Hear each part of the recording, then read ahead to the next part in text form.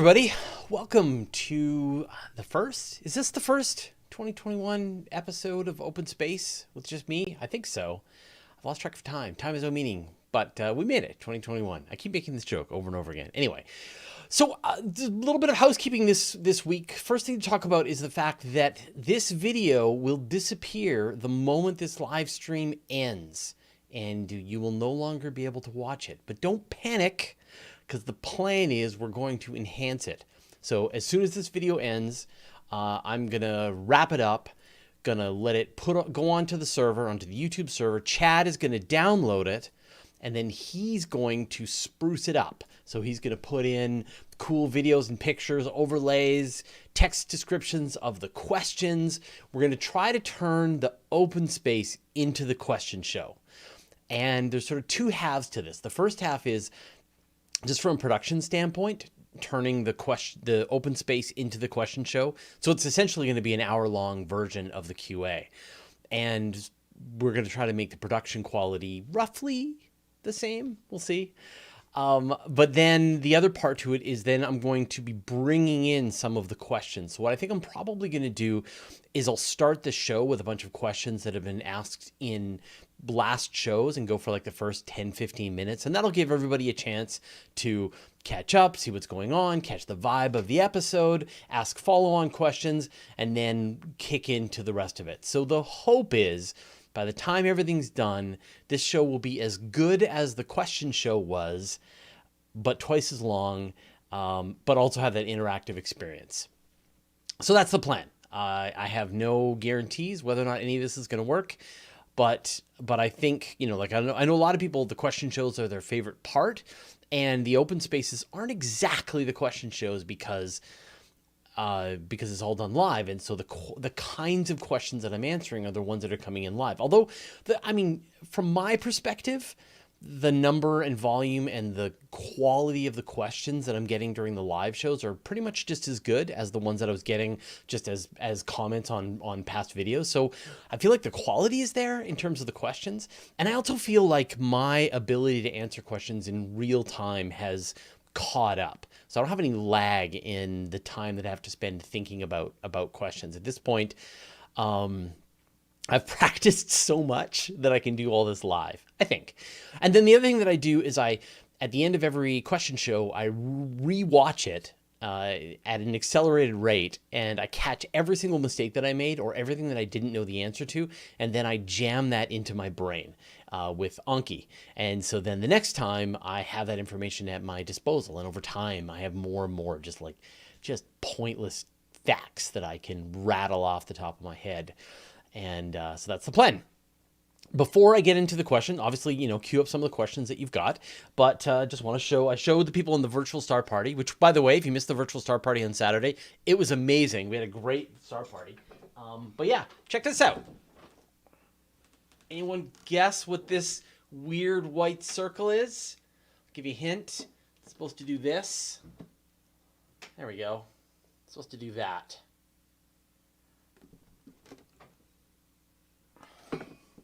So yeah, the second I got on, the second that Starlink opened up the beta for people to sign up, I signed up. And I guess being here in Canada, in the snowy wastelands, the rainy wastelands of the west coast of Canada, I was able to get on the list right away. And so I got my receiver. So it's not like I got a behind the scenes deal. It's not like I'm getting a kind of press pass to it. I paid cash money for it, $750 for the receiver, and then the service is $130 a month for internet. And so I wanted to show you today because I'm going to go and install it tomorrow, and that way I won't be able to reach it anymore. So this is sort of the time for you to be able to see it work. Does it work? I have no idea. Let's find out. We've just had horrible weather. We've just had storms. We actually had a storm, a rainstorm that was so bad it blew out a nearby road to our house, so that there's like a chunk of the road is completely undercut. You can literally see under the road where the water came crashing through. So yeah, pretty crazy. All right, well, those are all the preparatory information that I had this week. So go ahead if you've got some questions for me this week. Please let me know. And I don't know if Nancy is watching, but I can see that that Scott Bragdon asked a question. So, well, there you go. So Visto Tootie asks, are the Starlink receivers portable? Can I put one in my roving caravan? Yeah, I would think so. I'll show you what the receiver looks like.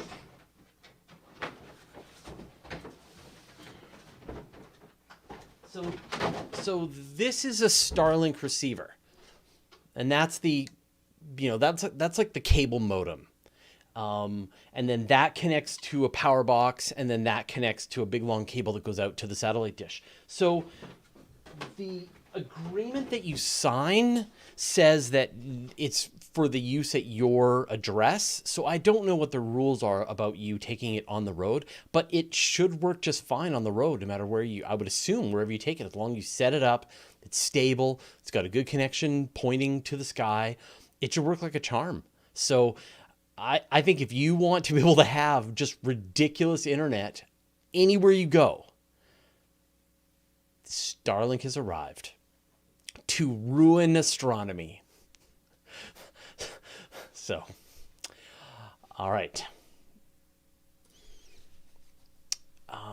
Man. Okay, so John Suffield asks, any thoughts on the new WOW signal? Now, we talked about this, I think, before we went on the break, that there was a message that had been received.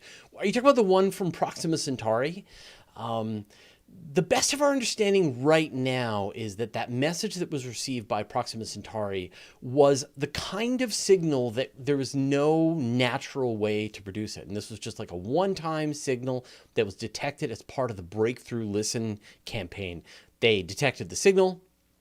They were quite excited about it. Scanned, didn't find any follow-on information. And so the theory goes, I think right now, is that it's most likely not aliens. It's most likely the reflection of some kind of radio signal from Earth, the kind of message that we would send from Earth, bouncing off a telecommunications satellite that just happened to be passing through the field of view when they were scanning the sky. And somebody actually mentioned it. Oh, I forget.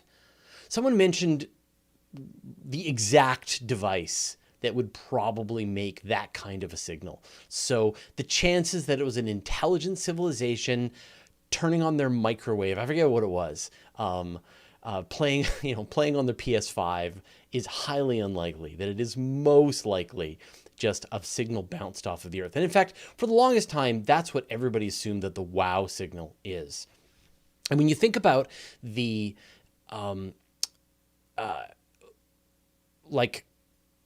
fast radio bursts, there was this new discovery that was made with fast radio bursts back over the last, say, 2 decades.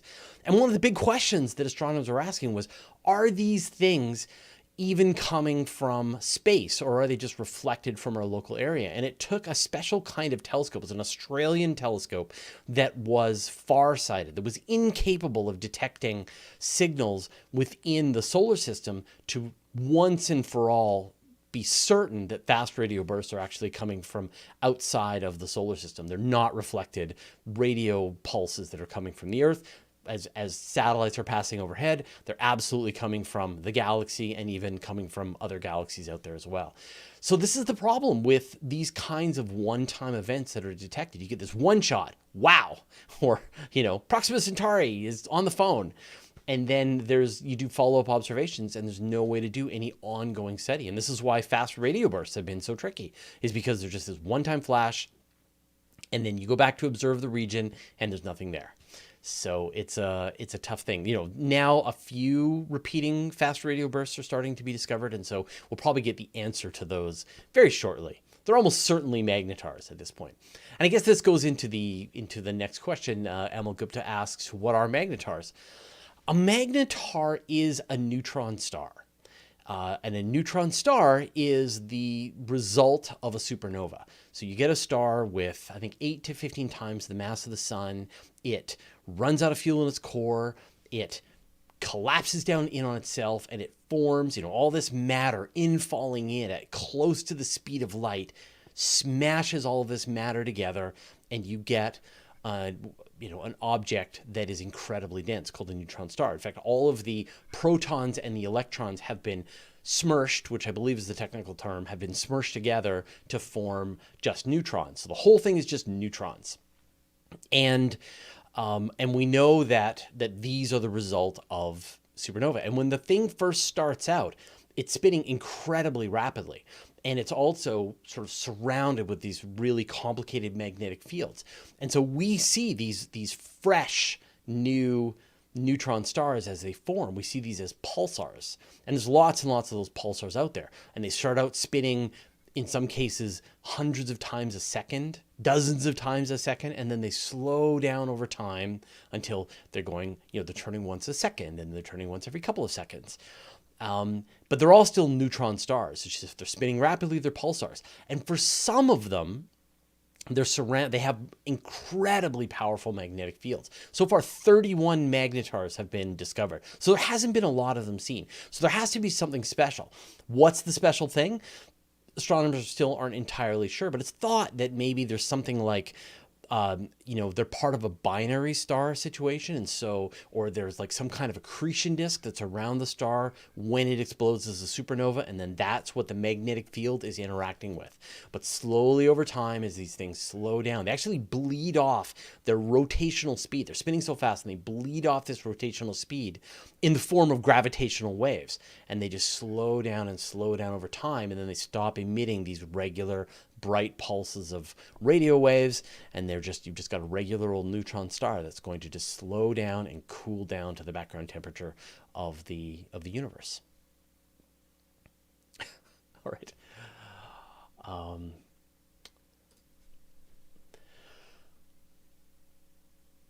So Visto2D is asking regarding the Proxima signal, any follow-up planned? Interference should not show up weeks later. I'm certain that follow-up is planned. I wouldn't be surprised if follow-up has already happened many times, but I haven't heard of anybody finding out any information. So I don't know I'm assuming there has been no additional data seen. I think what's great about this is not that a signal was detected, although that was great. What was great was that there was this process, that Breakthrough Listen has this organization set up at this point to find interesting signals, to comb through all of the radio data that's coming down, to find some interesting signals, pull them out, and then have researchers be able to jump on them right away and do follow-up observations. So you've got this great sort of rapid response team that is examining these signals that are coming through that have potential interesting ideas for signals from extraterrestrial civilizations. So even if this wasn't the one that told us that they were there, you can feel a lot more confident that there is a much better system now that's in the works trying to find them. So it's pretty exciting.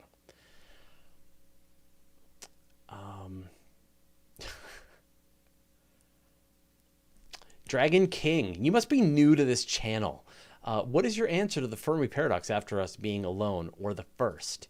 So I think most of the people who've been on this channel for a while know what my thoughts are about the Fermi paradox. And for anyone who is maybe fresh to the channel, wants a refresher, the Fermi paradox is this question that the universe is big, the universe is old, that even here on Earth, the moment that the planet cooled down to the point that life could form, it did. In fact, astronomers have recently found examples of, like just today, we saw a press release about a rocky planet found orbiting one of the oldest stars in the Milky Way. It was literally forming. There have been planets in the Milky Way for many billions of years, close to the age of the universe. And so really, there should be examples of rocky planets out there that have formed billions and billions of years ago. And the universe is big, the universe is old. And so the question is, where are all the aliens? And anyone who sort of thinks about this question briefly goes, well, obviously, we haven't really looked very hard, and the universe is really big, and maybe they just don't want to come here, and maybe, and you have all these answers. But when Fermi was first posing this question back in like the 1950s, he was rapidly doing the math that any technologically advanced civilization would get to the point where it would start to send out spacecraft robotic spacecraft to other star systems. Spacecraft to other star systems. And so he was wondering not where are all, like, why can't we turn our telescopes and find the aliens? The question he was really asking was, why haven't the aliens built a fleet of robotic spacecraft that have gone and explored every single star in the entire universe? That everywhere we look, we should find robotic factories pumping out spaceships that are off exploring other star systems. And that's the question that the Fermi paradox asks. And it's a troubling question. And every response that you think of either means that we're alone in the universe, that something is going to doom us because it doomed all the others, or there is something fundamentally impossible about traveling to other stars, which, I don't know, maybe that's the most horrific idea of them all. That a billion civilizations have tried to form and have tried to explore and tried to send out these robotic factories to every other star system. And a billion civilizations have failed because they weren't able to get the technology to work, because it's impossible. And that means that we won't ever either. And so I refuse to believe that. I refuse to believe it. I just, I'm not listening. There's got to be a way.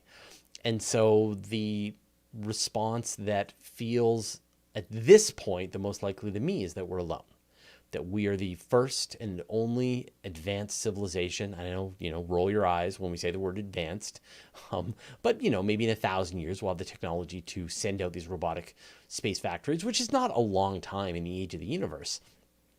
And so that is the response that feels most likely to me, that life is not common. Life is rare. Intelligent life is not common. Intelligent life is incredibly rare, possibly unique in the observable universe. And that's us. And of course, that means that it's our responsibility to not screw this up as we stand on the precipice of wiping ourselves off the planet in a number of ways, from ecological disaster to technological disaster. But there's one good thing, which is that we can be pretty certain that it wasn't an artificial intelligence apocalypse that took out the other civilizations, because an artificial intelligence is perfectly happy sending out factories of robotic spacecraft to build more factories. So we have nothing to fear from artificial intelligence. So that's my response. I think we're alone, but I'm happy, more than happy, and willing to have this debate with anyone who wants to at any time. Bring it on. All right.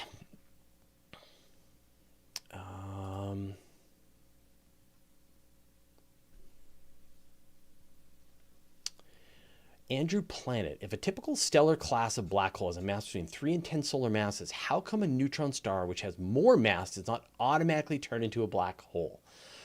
Right, when you hear about this idea of what it takes to make a black hole, like a star like our sun, when it dies, it's going to turn into a white dwarf. When a star with more times the mass of our sun, say 3 to 15 times the mass of the sun, dies, then it turns into a neutron star. And then with more than that, then you get a black hole. And I guess the question you're asking is, if you've got a neutron star that has many times the mass of the sun, why isn't it just turning into a black hole? Well, it's not just about having the mass of the neutron star. It's about having the event of all of that material falling in at close, closing in on the speed of light that is compressing that material down, that's causing that initial object. And you're getting this enormous bounce of stuff that's coming out at the same time. And so you're left with the remnant, a fraction of the mass that was in the original star remains as the remnant that's left behind. And I don't remember the exact numbers, but I'm sure by the time I review this, I will know the exact numbers.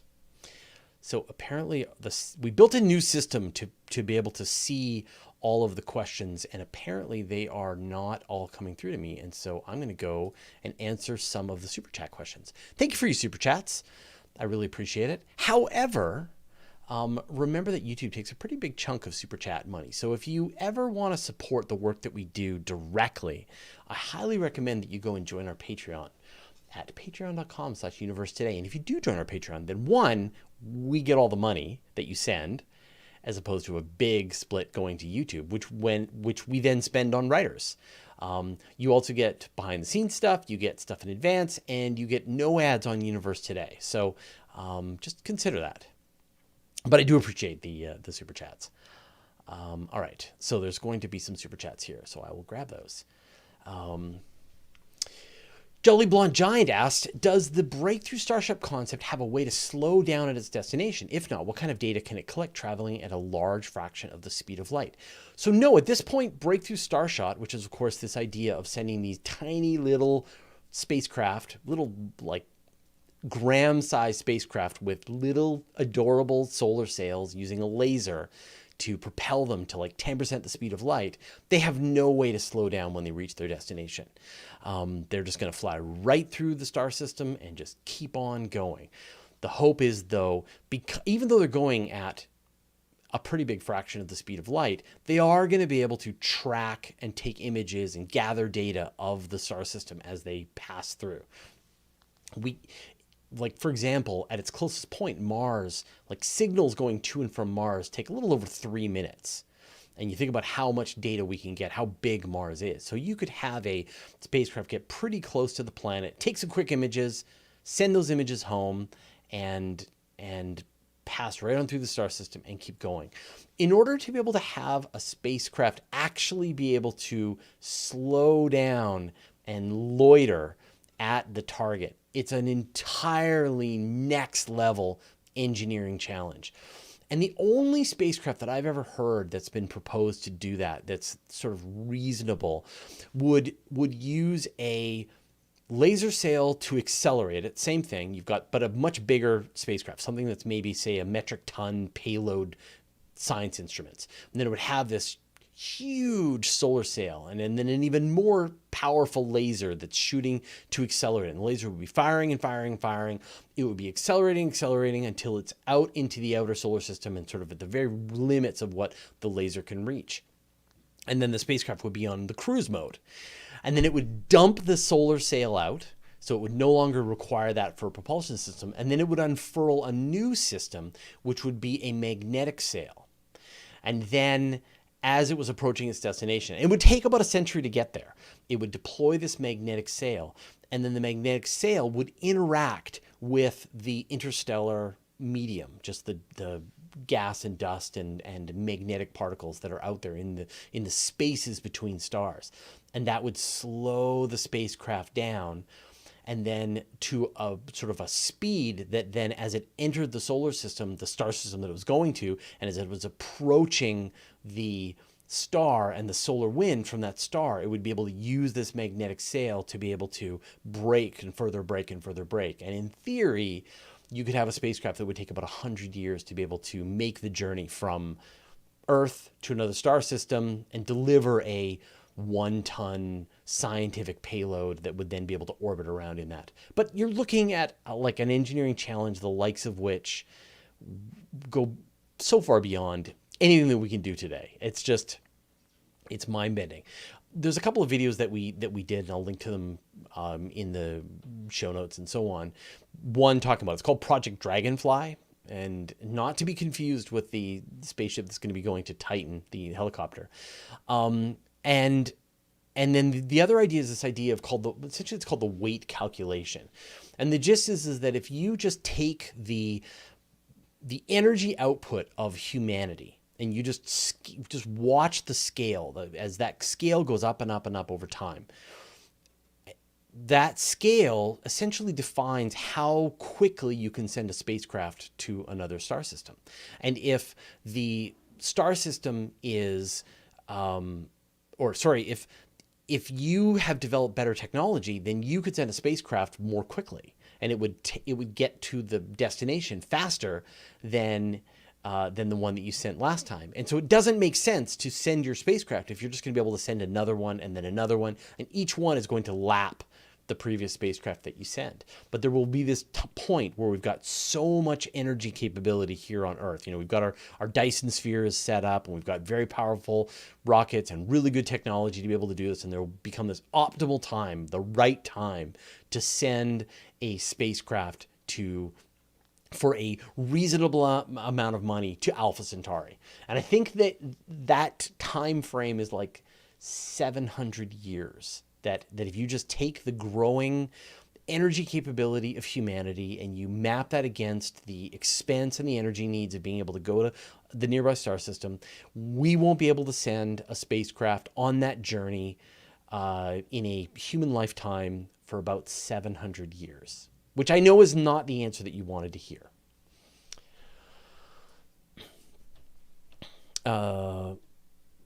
Sean Marson asks, do other planets in our solar system have a pole star for their location? What would the constellations look like from Mars, for example? Sure, all of the planets will have a pole star, but the pole star, because they all have some kind of axial tilt, and there is a star in every location in the sky. Now, that star might not be very bright, and so I don't know what the North Star is on Mars. But like, this is why I love these live shows, because this is clearly an awesome question that we need to answer. So I'm going to, as I'm reviewing this video after the fact, this will remind me, and I'm sure this will turn into an article on Universe Today. Maybe Dave Dickinson wants to write this one.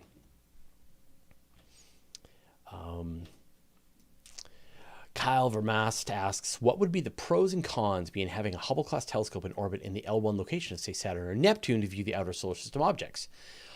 Almost nothing. We get this question quite a bit, which is like, what would it be valuable to put a telescope out by Neptune or Uranus? And the answer is like, it would be a little better for being able to view objects which are farther into the outer solar system, things in the Kuiper Belt, things in the Kuiper Belt. But remember that half of the time we are closer to those objects than Uranus and Neptune are, because, we are, they're on the opposite side of what they're trying to observe. And all of that dwarfs the challenge of sending a telescope to Uranus or Neptune. Like, I cannot stress how expensive and complicated it's going to be. That it is always, remember, when we imagine the solar system, we're imagining, the sun and the planets, and they're orbiting around on these, it's like a record. Ask your grandparents what a record was, like little tracks going around. But it's not that. It's a mountain. Imagine the sun is at the bottom of this deep valley. And then the sides of the valley, you get to a certain point and there's the Earth. And you keep climbing this horrible donut-shaped mountain, and then you get to Mars. And you keep climbing, and you get to Jupiter, right? Think about when you want to throw a ball, and you throw a ball up into the air, and the ball comes back down. Now, you look at the moon. The moon is as high up a mountain as it looks. It's that far away. It's high up. The only reason it's not falling is because it's also moving quickly around the Earth, but it is falling.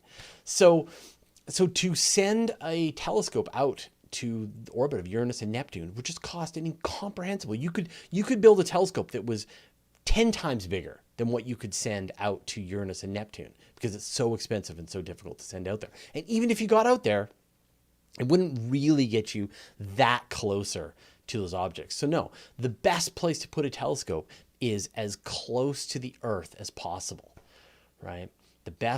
So the worst place to put a telescope is on the top of Mount Everest, although it would be a pretty good place for a telescope. The hardest place to put a telescope would be the top of Mount Everest, because it's just so hard to climb up to the top of. All right.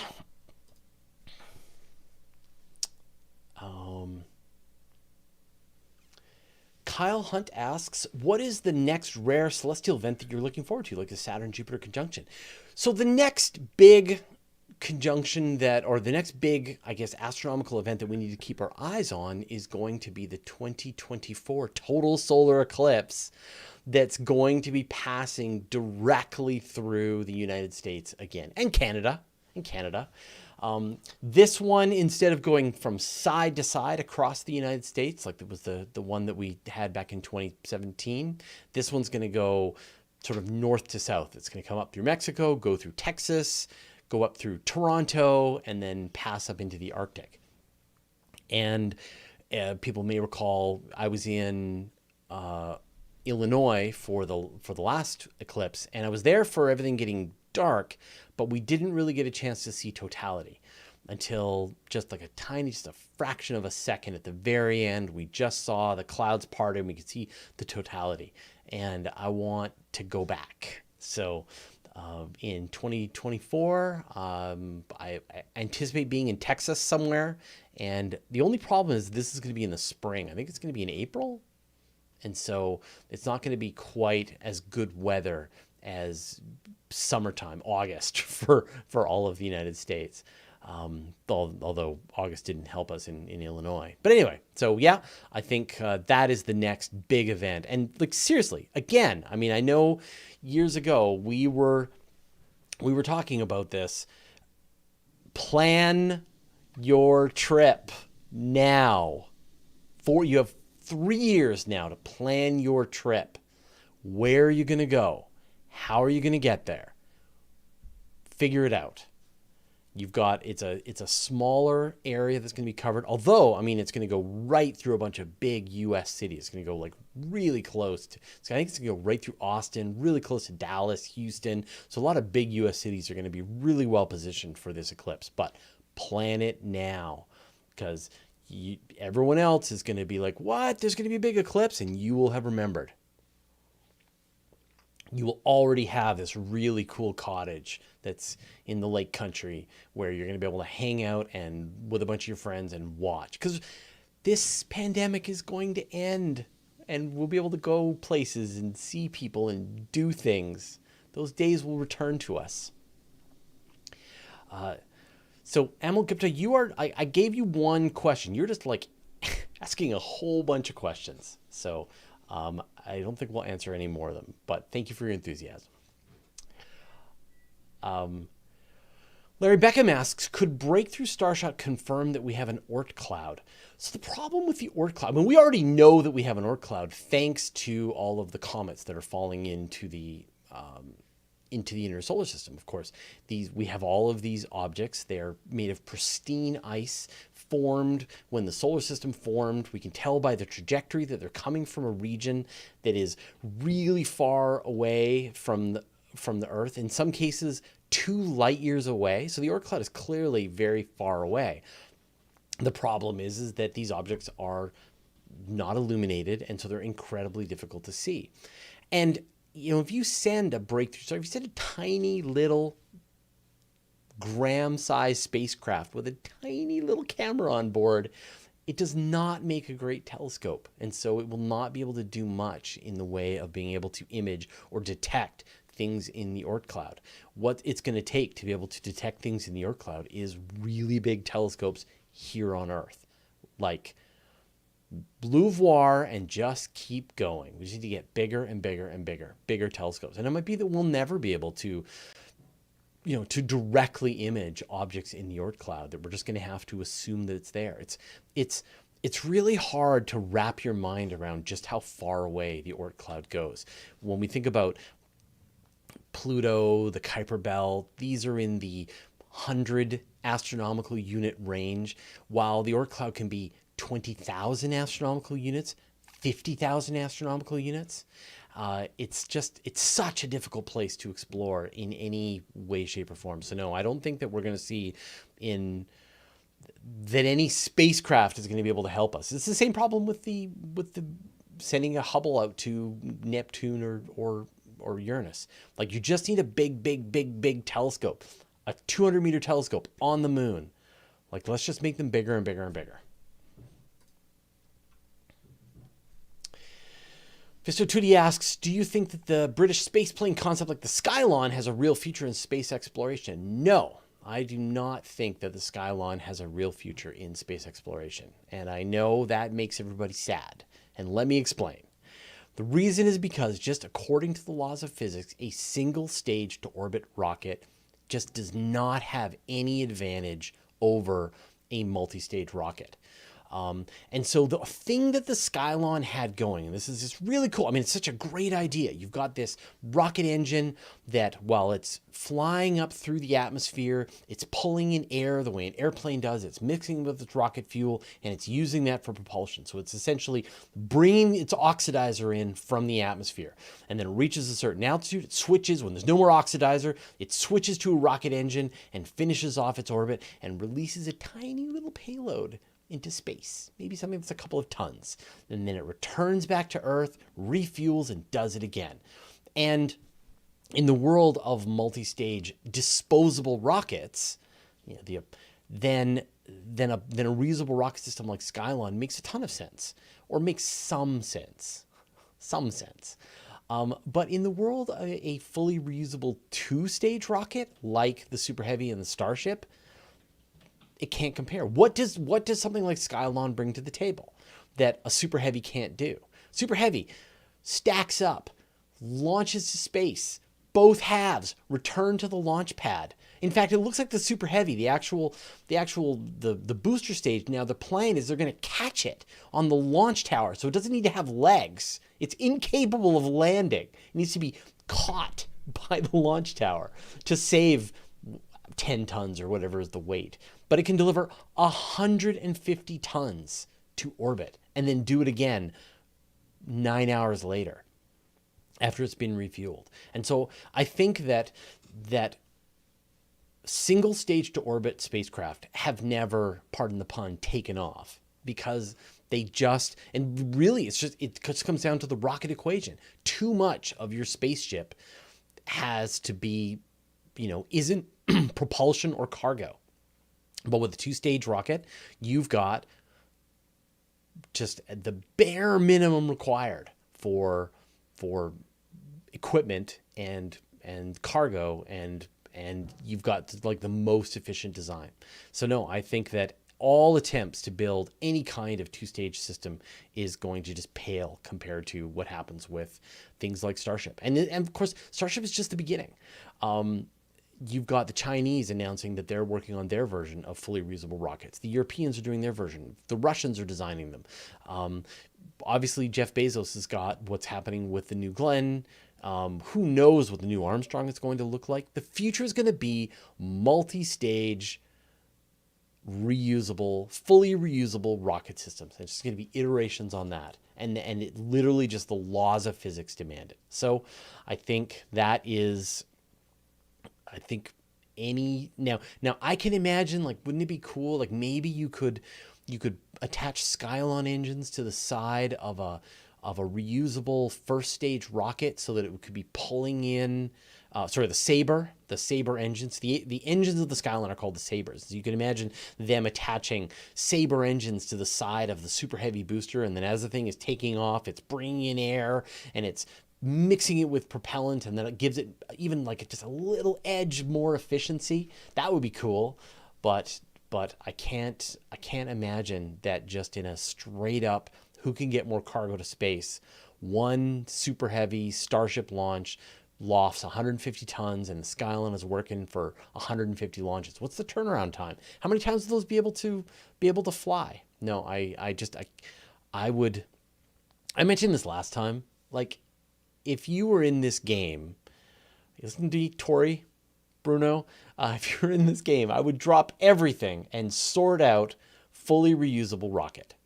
Just figure that out. Your future depends on this, because Musk will, and they are going to run away with it. In my opinion. Who knows? Ooh, okay. So FTCP says, Fraser, we will overcome this pandemic. However, how do you think humanity will end? What is the most dangerous threat? Is the end near at all? Great question, and one that is close to my heart. For all my positivity and optimism, there's a part of me that just sort of has this existential dread. And I don't know what is going to be the thing that wipes out humanity. But I have a sense of what it will probably be. And what it essentially is it comes down to technology is a lever that we use to be able to get things done, to be able to drive a car, to be able to work on a computer. And over time, as the technology gets better, the number of people who are required to do some kind of mayhem goes down. And so when you think about back in, say, the 1940s, 1950s, when the first nuclear weapons were developed, it took the entire capabilities of one of the top nation states in the world to be able to create a nuclear weapon. And then over time, the size of those has come down and down and down until North Korea has a nuclear weapon. But you see the same thing in terms of creating, say, an artificial intelligence network that in the past it required the entire work of an entire, of a nation. And then maybe it took a university. Then eventually script kiddies will be unleashing AI bots onto the internet. Same thing with genetic diseases. You can imagine gene manipulation getting easier and easier and easier, and the kind of thing that a person can do from the comfort of their own, little gene maker box that you've got for Christmas. And so I don't know which one of these is going to be the vector, but what I think is just the problem that we face is that over time, as our technology gets better, we have, it becomes easier and easier and easier for a smaller number of people to cause more mayhem. And that's the problem, is how do you defend against a person with a grudge? And there's been some great sci-fi books written on this. Frank, the guy who wrote Dune, Frank Herbert, he wrote a book about this. I forget what it was called, but essentially some disgruntled bioengineer releasing a virus to the world because he could. And that is the risk that we face as we move forward is our technology allowing us to cause more damage than we should be able to, each and every one of us. And how do we solve that? What is the defense against someone somewhere doing something bad? I don't know what the answer is. So that is what I think is the big problem. There you go, The White Plague by Frank Herbert. Let's move on. Kate G, do you think that Elon Musk is a supervillain? I feel that he might be. No, I don't think that he's a supervillain at all. I think he is trying to... I think he's a nerd. I think he is awkward. And I think he really, really wants to solve some of the big problems on Earth, which is the problem of global warming, the problem of which is absolutely an existential threat, and then the problem of us, I guess, having expensive access to space. I'm less convinced that going to space is sort of an existential crisis for us to overcome. I think that wherever we go, we'll just want to get back to the Earth. Earth is the best. So no, I don't think he's a supervillain. I think that he's gotten caught into an echo chamber. I suspect that, I've never talked to him. I'm sure we'd have a very interesting conversation, and a lot of it I'm really stoked on. I really am excited about, I've got a Starlink. I'm really excited about what happens with SpaceX and with Starship and all that kind of stuff. And then on the other hand, I feel just kind of disappointed when I see stuff that he tweets on Twitter. I'm like, oh, come on, man. Really? So I am conflicted. I am ambivalent. But if he ever wants to come on the show and we'll talk about it, I'm happy to do it, man. Let's do it.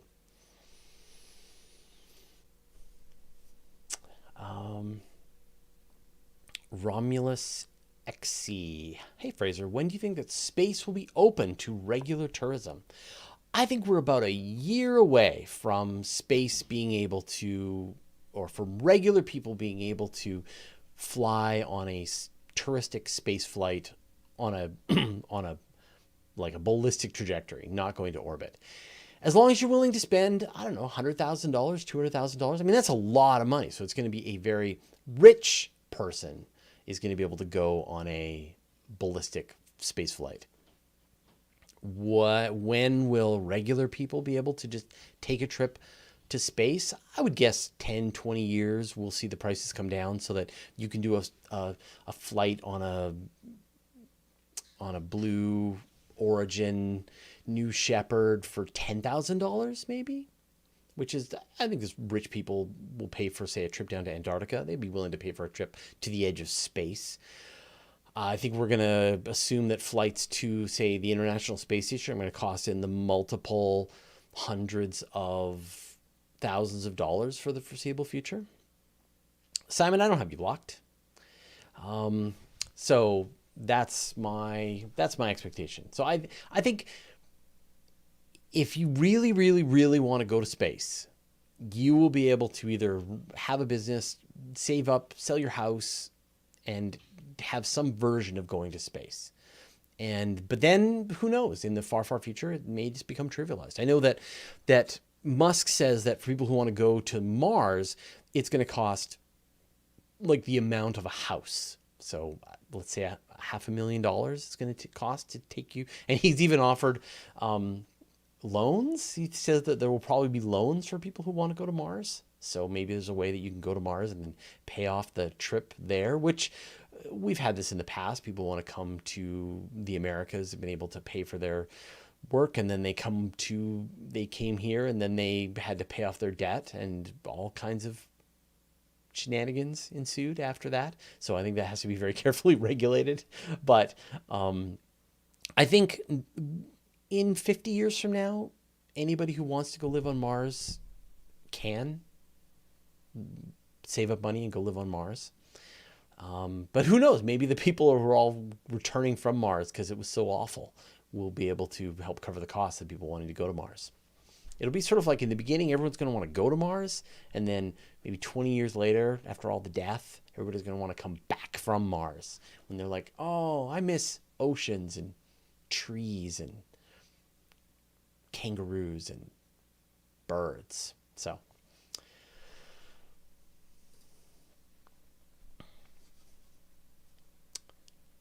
Eric 1, are you up to date on The Expanse? I am up to date on The Expanse. I am 100% up to date on The Expanse.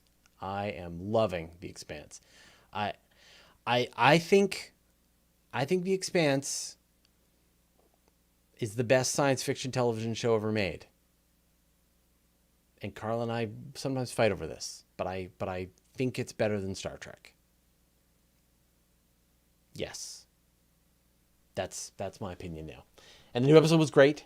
And it just shows, again, I rant about this, but like Netflix, Amazon, Hulu, Disney, if you're watching this, just find a great book. Find a great book series written by a science fiction writer with chops who took the time to plot out a story and then tell that story on the television. You don't need to do another sequel to Star Wars. You don't need to do another sequel to the Avengers. You can do this for a fraction of the price, and you can tell some incredible stories, and you will be the champion of the universe. There's so many great science fiction stories that people are like, no one can ever tell that story. And yet you look at The Expanse. That is a very complicated story, a lot of moving parts. Look at Game of Thrones, right? This is possible. You will win. Stop just going back to the well and extending these universes. They can't be extended this far. Find new universes to explore, please. Six Bob Holmes is saying, Fraser, SG-1 or The Expanse, which is the best? Well, I said that The Expanse is the best science fiction television show that's ever been made, and so that would beat SG-1. But SG-1 has just come back onto Netflix, so Carl and I are planning to do an SG-1 bender. We did a DS9 bender, which was wonderful, by the way. If you haven't watched Deep Space Nine all the way through, definitely do it. If you've sort of bailed out in the first season or two and you're like, oh, it's not that great, keep going. It just becomes wonderful. And Stargate, I recall being wonderful. I can't wait to go back through all of it. I mean, I'm going to do it all. We're going to do Stargate. We're going to do Atlantis, Universe. There's got to be more.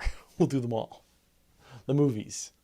So, but yeah, I think The Expanse is just, and even like The Queen's Gambit is another example. I go back to that. It's just an example of taking just a really great franchise and just doing a good job with it. The one who seems to be kind of crushing it right now is actually Korean television. We've been watching a ton of really great Korean television on Netflix and really enjoying it. We're watching Sweet Home right now, which is this weird Korean horror series based on a Korean web drama, and it's really good. And then there was also Alice in Borderland, and I really enjoyed that. Carla didn't like it so much, but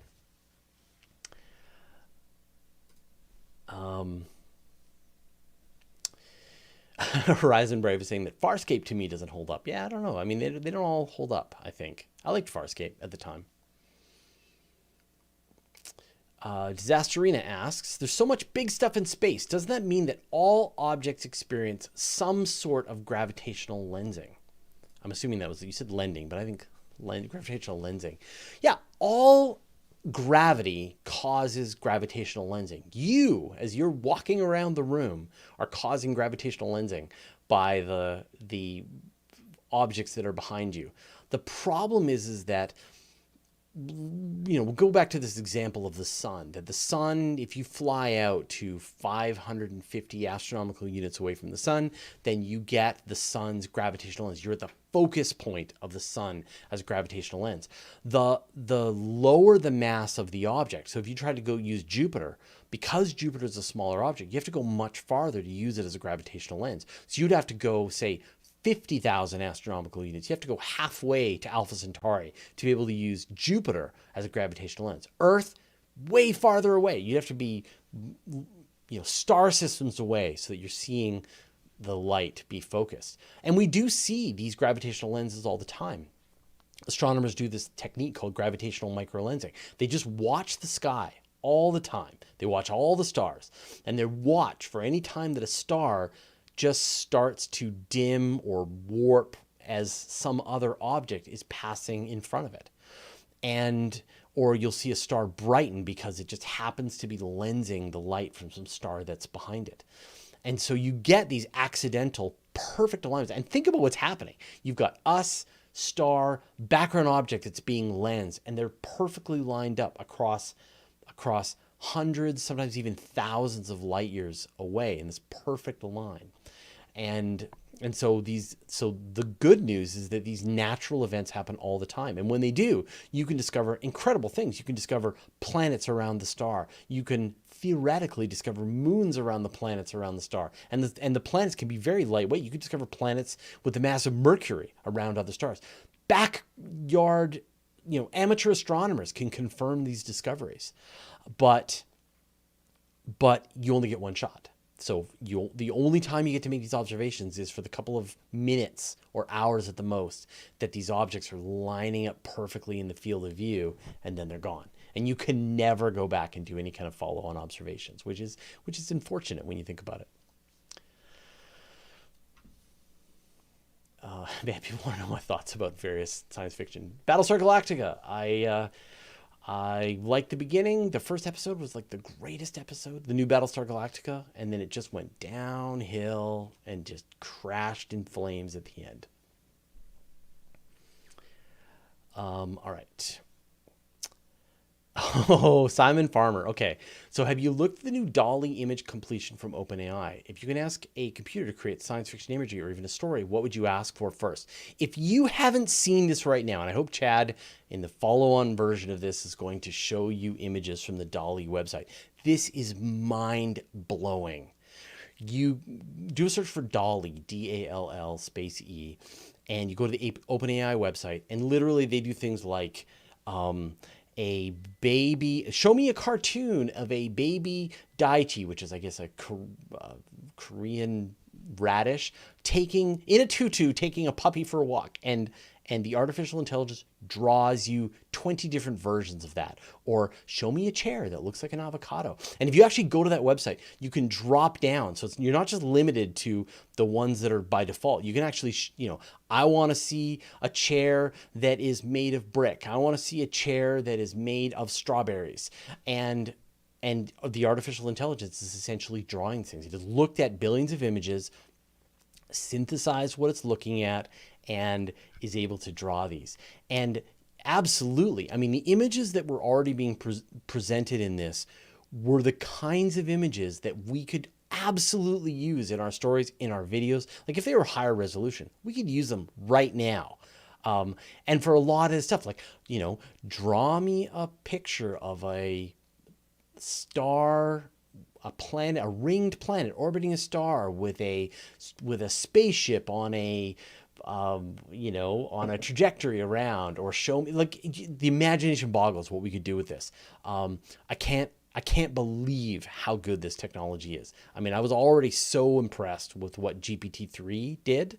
I actually got access to the GPT-3 sandbox, and it was incredible.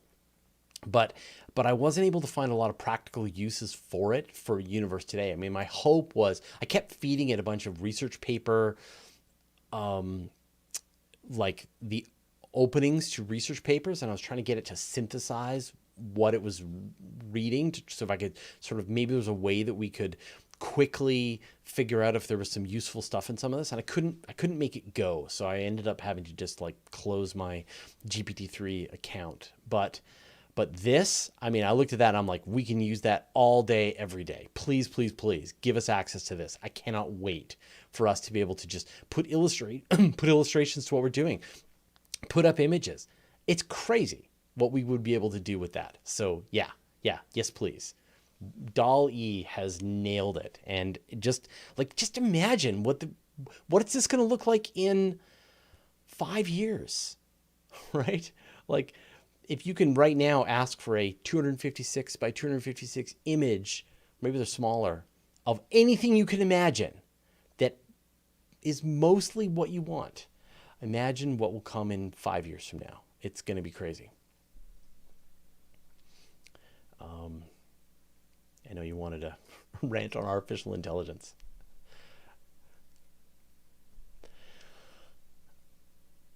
KG says, I feel like I've been watching you since middle school. I'm building rockets at 26 because of people like you, and I really appreciate all of your knowledge. That's awesome. Thank you so much.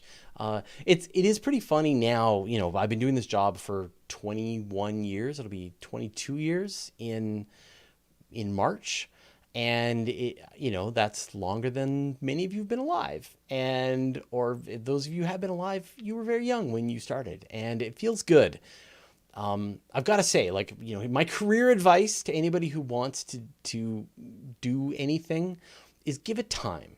I feel like now, 22 years into this journey, I feel I'm still learning so much. I'm still expanding my capability. I'm still growing as a person who is trying to gather all of the space news into one place and make it accessible to as many people as possible.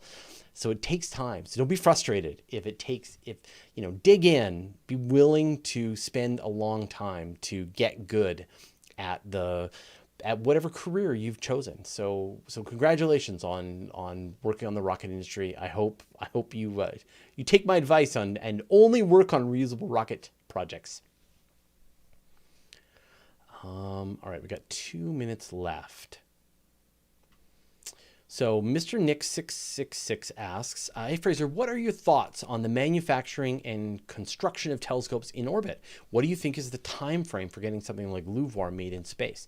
We actually did a video on that a couple of years ago, and based on the study that they did, we're ready. I mean, the International Space Station, when you think about that, is a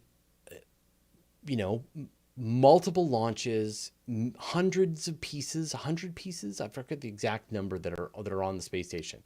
When you think about all of the solar panels and all of the cargo flights that have gone up, and it was built in space. So we've demonstrated that we can do this. And so there's a lot of ideas. Like one idea is you send essentially a robotic armed, very Canadian, multiple robotic armed builder that just goes into orbit. And then you just send it the various parts, and it grabs this part and it bolts on the right piece. It grabs the communications array and bolts it in. And then it grabs the main mirror and assembles it.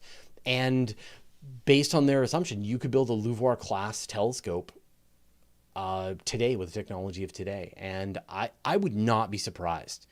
Like if LUVOIR does get launched as a single telescope that goes up in, say, even a a Starship, it will be the last big telescope that will ever be launched in a single launch. We learned from James Webb that this is a nightmare.